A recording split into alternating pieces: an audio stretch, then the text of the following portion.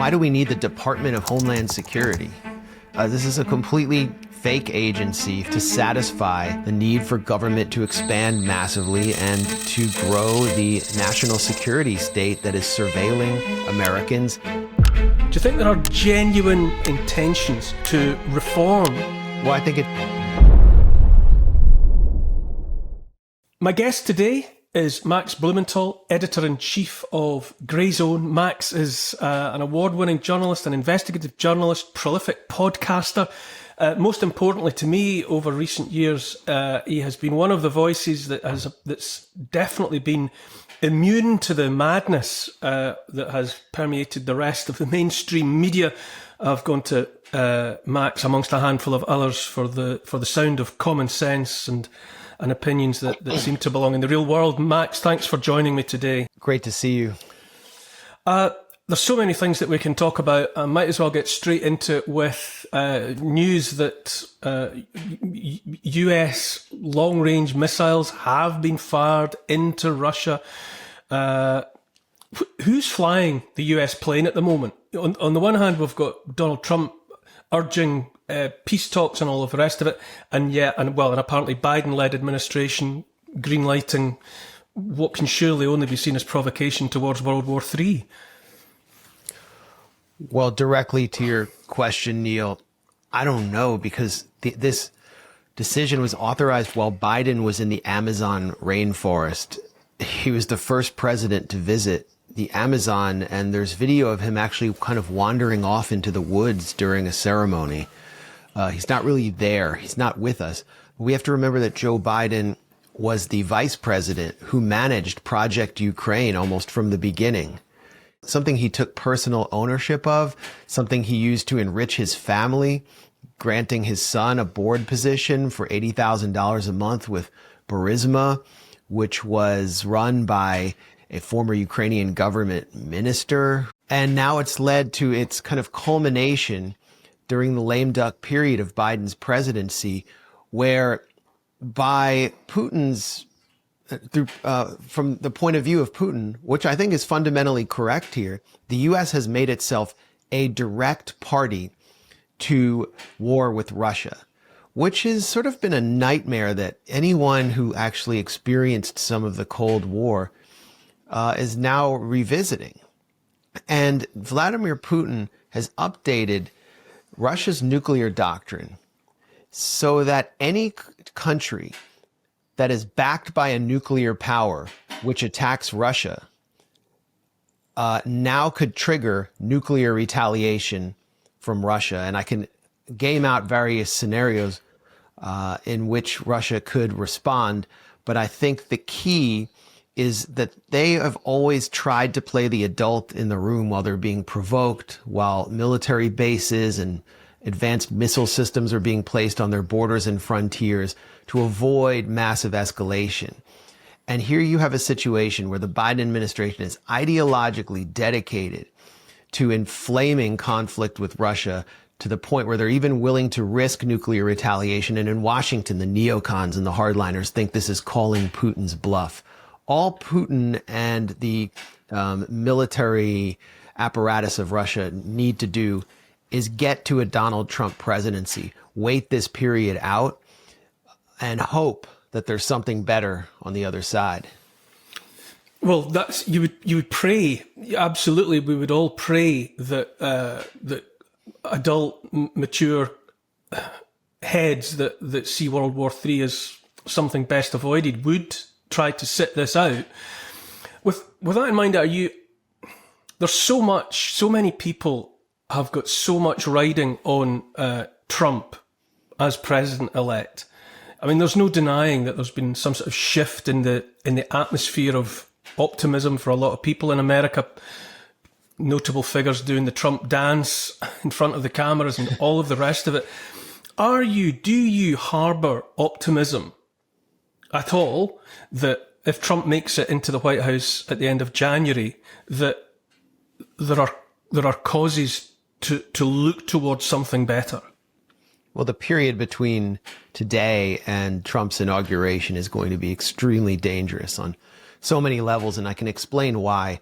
But directly to your question, I've always looked at the Democratic and Republican administrations as almost united on an extremely dangerous imperial foreign policy, while both being beholden to Wall Street and to the Davos technocracy, as we saw through the bipartisan American response to the COVID event.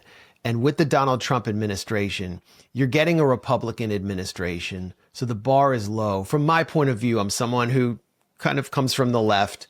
I'm not gonna view an administration that wants to hand over large sectors of the government to corporate America very positively. But with the Donald Trump administration, you do have some areas of divergence from the traditional GOP, which is why there's been so much hostility to Donald Trump in Washington from Republicans and Democrats, and why you see hostility to specific picks like Tulsi Gabbard, Robert F. Kennedy Jr., Matt Gaetz. There's terror inside the FBI, one of the most malevolent institutions in the United States, at the idea that this figure, Kash Patel, who was brought into the Justice Department during the first Trump administration to investigate Russiagate, that he could take over. And so I think this is extremely refreshing. When I see terror down at the J. Edgar Hoover building over on Pennsylvania Ave in Washington, I'm delighted, because there needs to be a massive shakeup in this system. So there are opportunities here within a very ossified and decaying system. And I think one of the major opportunities the Trump administration presents is to end this devastating Ukraine proxy war that's not only bringing the West to the brink of possible nuclear conflict, and you over there in the UK are more likely to feel the impact of it than we here over on our isolated continent in the Americas. Yeah, go ahead. So rather than perhaps subscribing to the uniparty hypothesis in full, that it's just one set of objectives being approached from slightly different directions at slightly different speeds, do you allow for the possibility that within the Trump administration, if it happens, there are genuinely people like Robert F. Kennedy Jr., this Department for Governmental Efficiency with Vivek Ramaswamy, Elon Musk? Do you think there are genuine, heartfelt, sincere intentions to reform in amongst all of this, the continuing suspicion that a lot of us have about continuing sinister objectives in relation to Wall Street, in relation to corporations and the rest of it? Well, I think it's really dangerous to have a billionaire who has made his fortune as a government contractor like Elon Musk dumping $175 million into Donald Trump's ground game, and now enjoying the role of special advisor, super advisor, simply because he's going to be, we simply have to trust him to be a rebel billionaire, and he's going to be less accountable than an ordinary government official. At the same time, so many cabinet secretaries in both administrations, Republican and Democrat, have just been tools for industry all along. So I think a lot of people are willing to place faith in Elon Musk to disrupt business as usual. And I said last night in a debate, it was really a discussion with a member of Trump's first administration, Darren Beattie, who founded Revolver News, that if the Department of Government Efficiency, or Doge, named after a meme coin, is serious, then what they will do is address the fact that yesterday the Pentagon failed its 7th audit in a row. And Senator Bernie Sanders, introduced a bill that would fine the Pentagon heavily if it failed another audit. And senators from both parties have completely rejected his bill and protected the Pentagon. So if Elon Musk and Vivek Ramaswamy, someone who I think pantomimes a lot of the attitude, aesthetic, and sensibility of alternative media and independent politics, if they're serious, they will immediately go after the Pentagon, which has, I mean, if you look in the Pentagon's budget, there's so much redundancy there, so many payouts to phony contractors. It's basically one of the major sources of government welfare to the American public, but it's going to the upper class who control everything. And so if they're serious, they'll go after that. And I can, go from department to department about what needs to be done. But if Kamala Harris administration were coming into power right now, we wouldn't even be having this conversation about what if. Here's an opportunity, because we know what we would get there. In that context, what are you reading? What message are we being sent by the Donald Trump suggested appointees? Mike Huckabee, Elise Stefanik, Kristi Noem, Marco Rubio.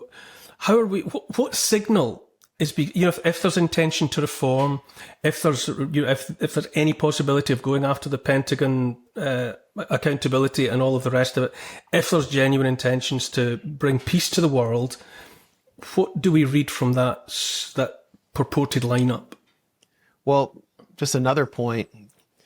Why do we need the Department of Homeland Security?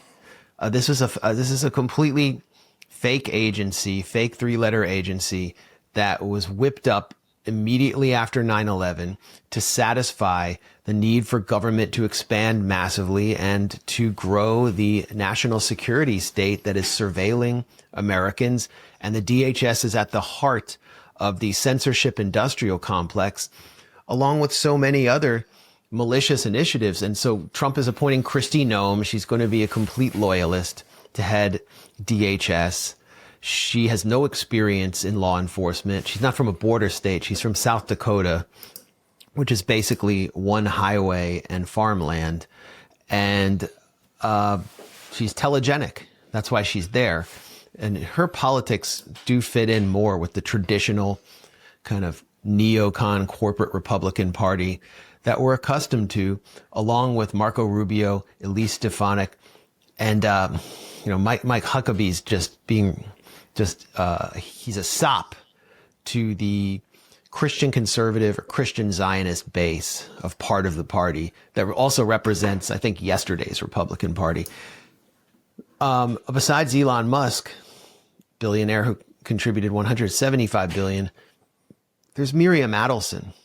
Miriam Adelson is an Israeli-American billionaire who inherited that money from her late husband, Sheldon Adelson, who also helped finance Benjamin Netanyahu's career and the Likud party in Israel. He's a casino baron who said he regretted joining the U.S. military and wished he had joined the Israeli military instead. He's sort of the quintessential Israel firster. And he's backed Marco Rubio's career, and he's backed Elise Stefanik's career, and she is now the U.S. ambassador to the United Nations, along with so many other GOP politicians, solely in the name of Israel. That's his one issue. His wife is basically an Israeli asset. She's an asset of Netanyahu. I-24, an Israeli channel, reported that Netanyahu and his inner circle were, quote unquote, dancing the hora inside his offices when Donald Trump was elected because of this direct line through Miriam Adelson. You also have Jared Kushner, who's heading the transition team, presidential son-in-law. When he was a boy, this was reported in the New York Times, his family, who were huge supporters of Israel and this whole settlement enterprise in the occupied West Bank, would have Netanyahu, when he was in New York, as a house guest. Netanyahu was the opposition leader at the time, in the 90s. And Jared Kushner would get out of his bed and go sleep on the couch, and Netanyahu would sleep in his bed. So you have the head of Donald Trump's transition team, his son-in-law, who basically was in bed with Netanyahu in an almost literal sense. This is extremely dangerous, considering what Netanyahu is doing and what his basically his life's work has been, which is to get the U.S. to wage all-out war on Iran because Israel doesn't have the military capacity to do the job itself. And so that is another area that's extremely dangerous that could actually sabotage Donald Trump's whole America First agenda and tank the global economy. Elise Stefanik, I don't know. It's almost unclear which country she's going to represent at the UN. And we hear so much about foreign meddling when it comes to Russia or China or Iran. But the greatest project of foreign meddling ever just took place within the context of the U.S. election. Leaving aside Miriam Adelson, AIPAC, the key arm of the Israel lobby, contributed over $100 million to congressional races. And this is just allowed to happen without any regulation at all. AIPAC is not even registered as a foreign agent. We have no idea what it's doing. The pick for the Pentagon, Trump's pick for the Pentagon, Pete Hegseth, has said that Israel should build the third temple. The third temple, what does that mean? Recently, obviously, we witnessed what unfolded in Amsterdam. Yeah. The unrest, as it was described, the anti-Semitic pogrom, as it was described in a lot of the mainstream media. You've analysed that. You've written about it and broadcast about it. Are you continuing to look into that? And have you drawn any final conclusions about what on earth happened there? It's the mayor of Amsterdam. I think her name is Halema or Hasema. She, on November 17th, appeared on national TV and declared that, in fact, what took place, that what she called a pogrom, was not a pogrom against Jews, and that she said Israel overwhelmed us. It overtook the message, and that Netanyahu delivered a press conference at 3 a.m. and declared that all of his people were attacked and brutalized as Jews in Amsterdam. And she was sort of forced to echo Netanyahu. No, you're not forced to echo Netanyahu. You're forced to listen to your own police officers, to listen to your own citizens who are being attacked. Both police and ordinary citizens were being attacked by Israeli hooligans who are veterans of the assault on Gaza. Listen to them. She should resign over this. All of the lies and the deceptions, it's all designed to prevent a moral outcome, which leads only to one other outcome, which I think is deeply immoral, incredibly violent, and will only continue the crisis that began during World War II. What does this do? What impact does this have on the Abraham Accords? You know, which was a US sanctioned attempt to, create better rapport between Israel and more Arab states. What would you say is the future now of that project?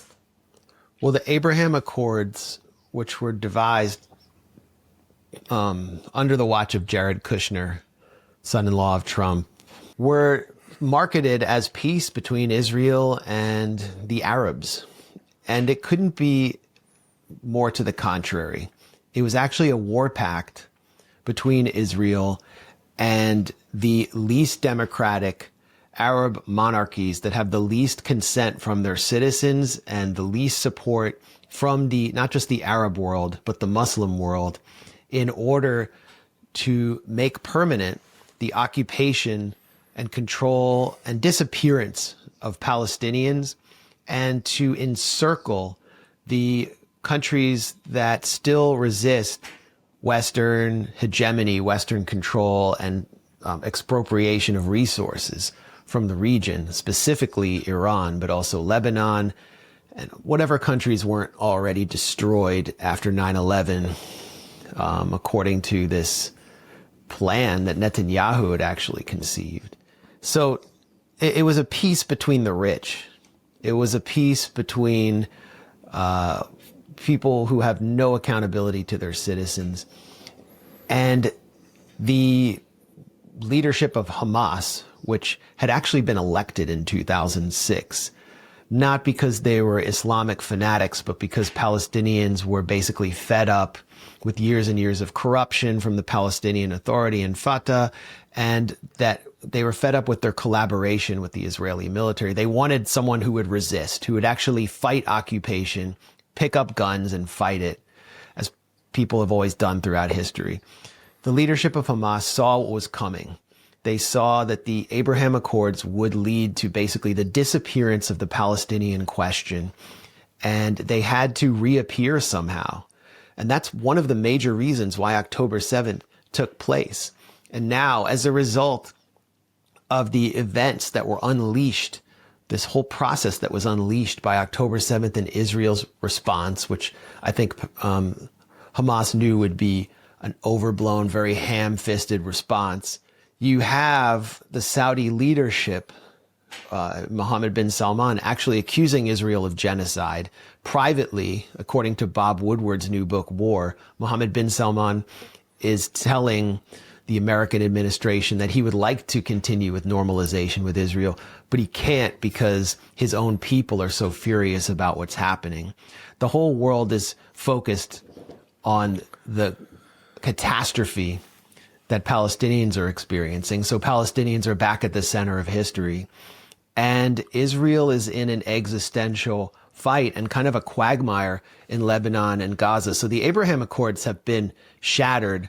I don't know. I know the Trump administration would like to get them back off the ground, but they can't do it unless they impose a ceasefire in Gaza and Lebanon. That's the only way. So I think the Abraham Accords helped lead to the current catastrophe, and they might have been completely shattered by it. I heard Catherine Austin Fitz quite recently saying that the signs of the incoming Trump administration, the appointments made so far, seemed indicative of what she described as a multiple personality disorder. That's a great way of putting it. On the one hand, you've got Bobby Kennedy Jr. You know, you've got the other voices that seem to be working towards making America healthy. You know, dealing with big pharma, dealing with big food, big agri. You've got Trump and Tulsi Gabbard and others talking about wanting peace rather than war, and then at the same time, folded into the same omelette of an administration, you've got, as you say, voices like Mick Huckabee, Pete Hegseth, who seem to be saying quite the contrary. How does a reasonable person read that? I think Donald Trump's drawn a line at whether his picks are going to be as subversive as John Bolton or his predecessor, H.R. McMaster, were in just openly undermining him.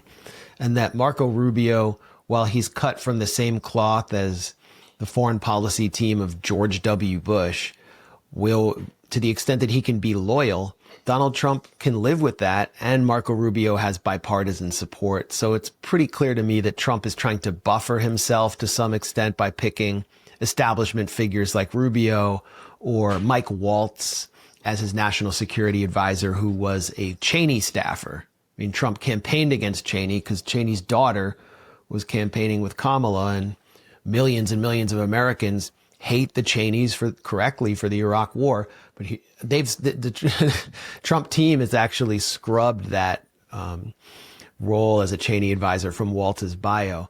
But I think it's just all about loyalty, protecting Trump so he can enact his agenda.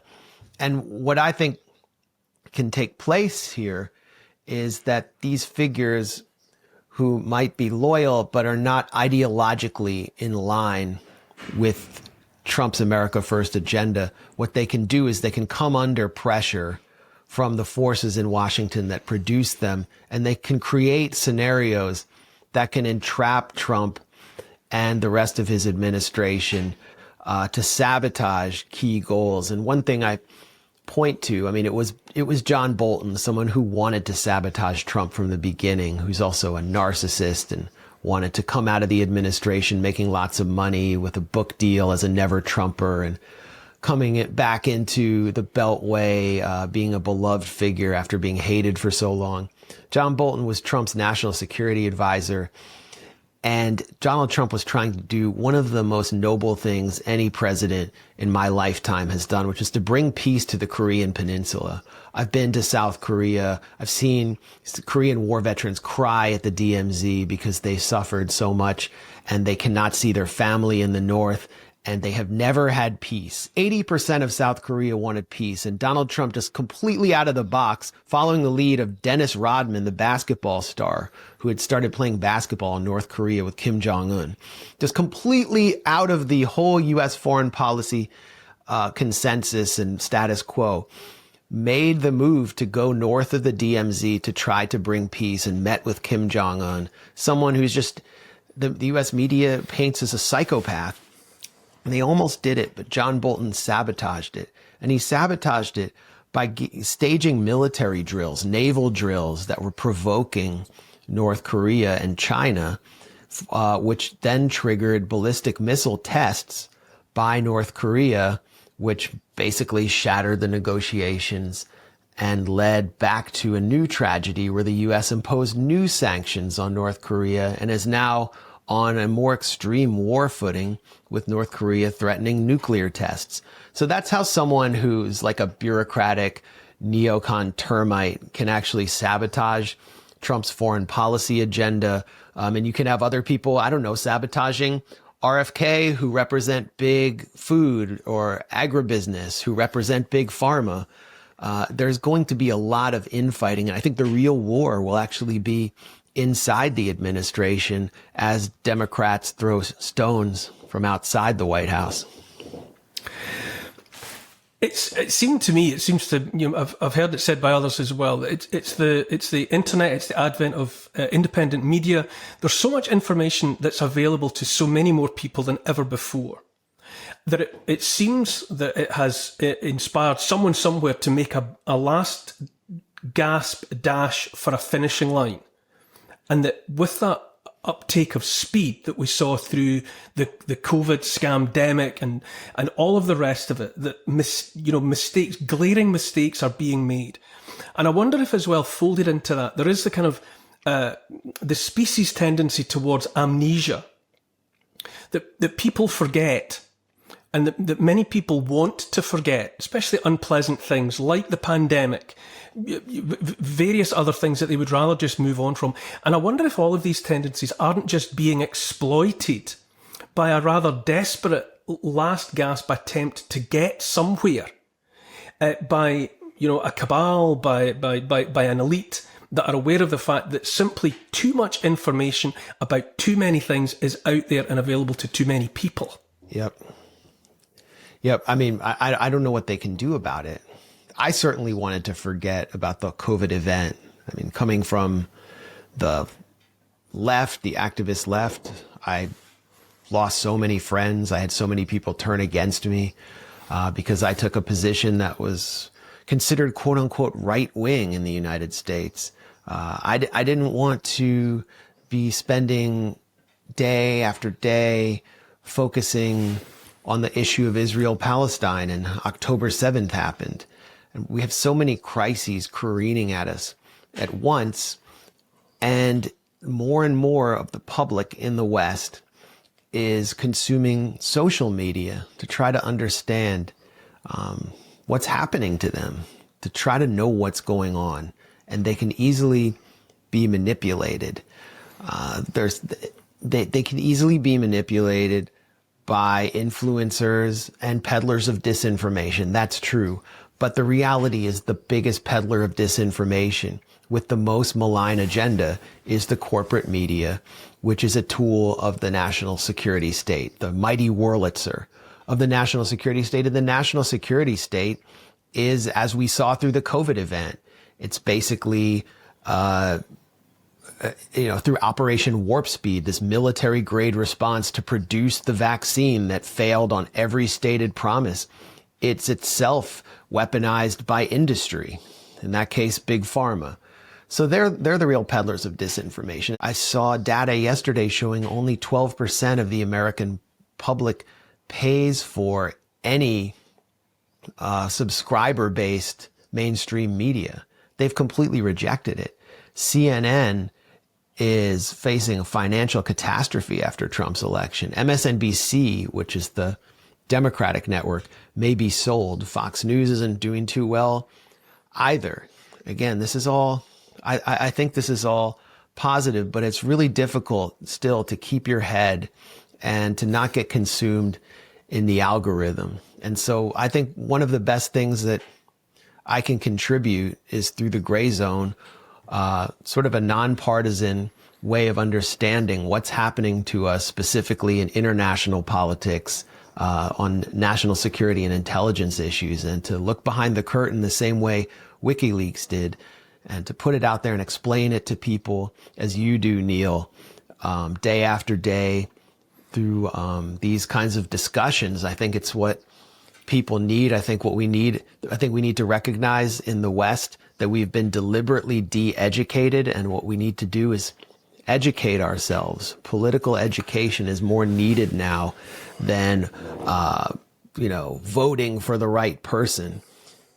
The reason that we've been de-educated and so propagandized is because that is the model that enables a liberal democracy to still enforce consensus that supports the interests of an elite group. Otherwise, there's going to be mass rebellion, unrest, and we may actually start to make another system, and they can't have that happen, can they? I don't remember a time before the time in which we're living when so many conversations like this one were being made available to so many people at the same time. You know, it has now become possible to talk about the damage done by the lockdowns, by the intent behind the vaccination program, by the deliberate attack, the assault on freedom, even people having open conversations about about Israel, about Gaza, about the reality of the Middle East and things that are happening there, about the background to the Ukraine war, about the US-led coup in 2014 and the events that followed thereafter. All these conversations happening in this independent new media space all at the same time. That really is the be-all and end-all of the optimism that I do have. Yeah. Is that however uncomfortable for other people these conversations are unstoppable. Yeah. I couldn't have said it any better. And I think that's why we need to fight for a real free press, real freedom of speech. And that means understanding that this is the new Hyde Park corner. Our digital commons, they're privately owned. That means they're fundamentally undemocratic. And the censorship industrial complex exploits that. It's essentially, in the US, you don't have this in the UK. In the US, it's a loophole in the First Amendment where a private company can just enforce its own terms of use. But behind the curtain, you have government operatives who have burrowed from within that company, especially Meta, but also YouTube, which is owned by Google, a military contractor, telling them what kind of speech is permissible and what kind of speech is not. And it's obviously the kind of speech that cuts against the agenda of the oligarchic, big tech, and military contractor owners of these companies.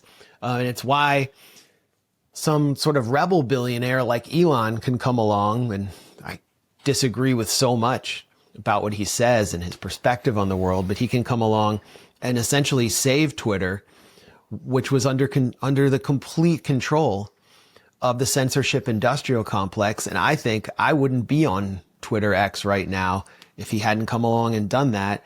And I remember there was a time when you couldn't even say the word vaccine without being fearing that you would be banned from there, as well as YouTube, which demonetizes us constantly at the gray zone. But actually it's because of the success of the open Twitter X model, which now allows community notes instead of censorship and mass removal, that pressure is being put on other platforms like YouTube to adapt to the freer environment. So I think there is cause for hope, but we have to make decisions, political decisions, based on our support for real free speech. And, I think going back to an earlier part of this discussion, there are some figures coming into the Trump administration who want to break the back of the censorship industrial complex cartel. One of them is the federal communications chief who's been nominated, Brendan Carr. And that's refreshing to me. I don't know of any other entity that's out there that's doing more than the grey zone to open up these conversations, to conduct the investigations that are not being done by anybody else.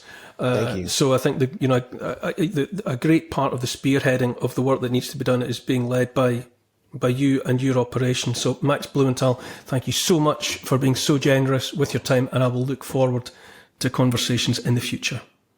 Thanks a lot, Neil. And we got a piece going up today on the British military targeting the gray zone. So we'll continue to lift the curtain on these plots, and I look forward to talking to you again. More power to your elbow, Max Blumenthal. Thanks a lot.